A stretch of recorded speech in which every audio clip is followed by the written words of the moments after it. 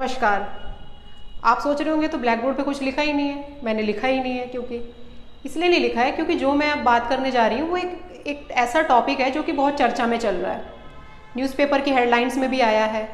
जो टीएमसी की member of parliament है महुआ मोइत्रा जी, उनको एक अनएथिकल कंडक्ट के लिए बुक किया गया है लोकसभा में। तो ये पूरा चर्चा क्या है, पूरा मैटर क्या है, ये मैं आपको बताऊंगी। एक्चुअली जो महुआ मोइत्रा है वो टीएमसी की मेंबर ऑफ पार्लियामेंट है, टीएमसी से मेंबर ऑफ पार्लियामेंट है। अब जो भी मेंबर ऑफ पार्लियामेंट होता है उसको एक आईडी उसकी एक होती है। उस आईडी, क्योंकि मेंबर ऑफ पार्लियामेंट के पास इतना टाइम नहीं होता कि वो अपने काम करें, अपनी आईडी को देखें, फिर जो पार्लियामेंट में क्वेश्चन पुटअप्स होते हैं उसको करें। तो इस सब के लिए हर एक मेंबर ऑफ पार्लियामेंट अपना पर्सनल असिस्टेंट रखता है जो कि उस आईडी को और उस पूरे वर्क को मेंटेन करके रखता है, या फिर इस चीज़ पे काम करता है कि मेंबर ऑफ पार्लियामेंट को किस तरह के क्वेश्चन पुटअप करने हैं। तो वो पूरा जो ब्यौरा तैयार करके देता है, पर्सनल असिस्टेंट देता है मेंबर ऑफ पार्लियामेंट को। और जो मेंबर ऑफ पार्लियामेंट हैं वो स्वतंत्र हैं कि वो किसको अपना पर्सनल असिस्टेंट चुने। अब हुआ क्या है, बताया ये जा रहा है कि जो महुआ मोइत्रा हैं उनकी आईडी को किसी ने यूज़ किया है। उनकी आईडी पे जो क्वेश्चन आए हैं वो किसी ऐसे बिजनेसमैन ने दिए हैं जो कि उन्हीं क्वेश्चन को उठा रहा है लोकसभा में क्वेश्चनिंग के लिए, ताकि उसके प्रॉफिट को बिजनेस हो, उसके बिजनेस को प्रॉफिट हो। तो ऐसा इंजाम किस पे लगा है, महुआ मोइत्रा पे लगा है, ये सब कहना है। अब जो लोकसभा होती है, लोकसभा में कुछ हर जैसे क्लास होती है ना, उसका एक डेकोरम होता है मेंटेन करना, एक कोड ऑफ कंडक्ट होता है जब आप स्कूल जाते हैं। तो ऐसा ही जो पार्लियामेंट है वहाँ पे भी एक क्वेरम है, एक एक एथिकल कोड ऑफ कंडक्ट है जो कि मेंबर ऑफ पार्लियामेंट को मेंटेन करना होता है।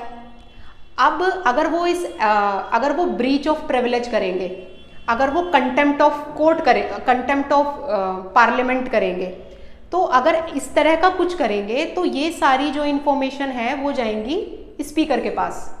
जो लोकसभा में तो स्पीकर ही होता है, स्पीकर के पास वो सारी इन्फॉर्मेशन जाएंगी और स्पीकर कमेटी का गठन करेंगे, जो कमेटी उन चीज़ों को देखेगी।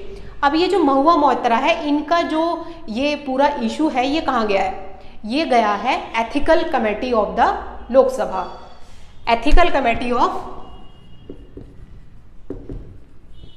Ethical COMMITTE ethical committee of Lok Sabha के पास उनका ये जो पूरा मामला है ये गया है।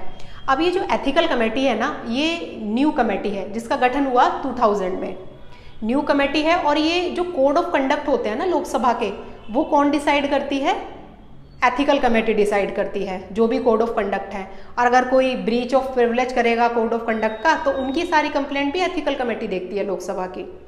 ठीक है, तो यहाँ पे जो एथिकल मिसकंडक्ट हुआ है इसको यहाँ पे ये एनालाइज किया जा रहा है। अब जो आर्टिकल 105 ऑफ द कॉन्स्टिट्यूशन होता है ना, आर्टिकल 105 ऑफ कॉन्स्टिट्यूशन, इसमें जो मेंबर ऑफ पार्लियामेंट है ना, मेंबर ऑफ पार्लियामेंट स्वतंत्र हैं कि वो कोई भी क्वेश्चन उठा सकते हैं पार्लियामेंट में डिस्कस करने के लिए, कोई भी क्वेश्चन हो सकता है वो। ठीक है, आर्टिकल 105 हो गया।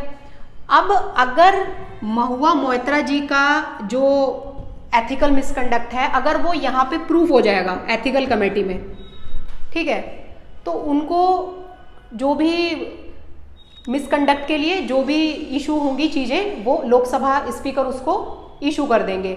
मतलब कमेटी तो उनको रिपोर्ट दे देगी स्पीकर को, वो वहाँ से इशू हो जाएगा। अब जो है, जो ज़्यादा सीवियर केसेस होते हैं, जैसे कि पैसे ले लेना मेंबर ऑफ पार्लियामेंट का कुछ काम को करने के लिए, है ना, तो ये सब जो चीज़ें देखती है, ये देखती है प्रिविलेज कमेटी। जो सीरियस तरह के ऑफेंस होते हैं या फिर इस तरह के, तो उनको देखती है प्रिविलेज कमेटी या फिर स्पेशल कमेटी, स्पेशल कमेटी। ठीक है, ये वाली कमेटी देखती है। अगर ये चीज़ें प्रूफ हो जाए, तो इलीगल ग्रेटिफिकेशन प्रूफ हो जाए किसी मेंबर ऑफ पार्लियामेंट के खिलाफ, ठीक है, तो उसको एक्सपेल करने का काम कौन करेगा, committee of privilege investigation, that is, ठीक है, committee of privilege investigation.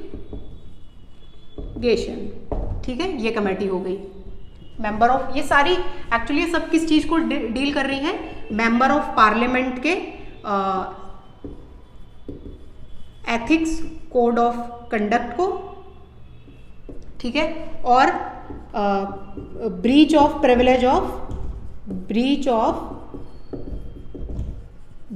Privilege of parliament या फिर जो सभा होती है, ठीक है, और कंटेम्प्ट ऑफ हाउस, अवहेलना करना हाउस की, कंटेम्प्ट ऑफ हाउस के, ये सब चीजें कौन देखता है?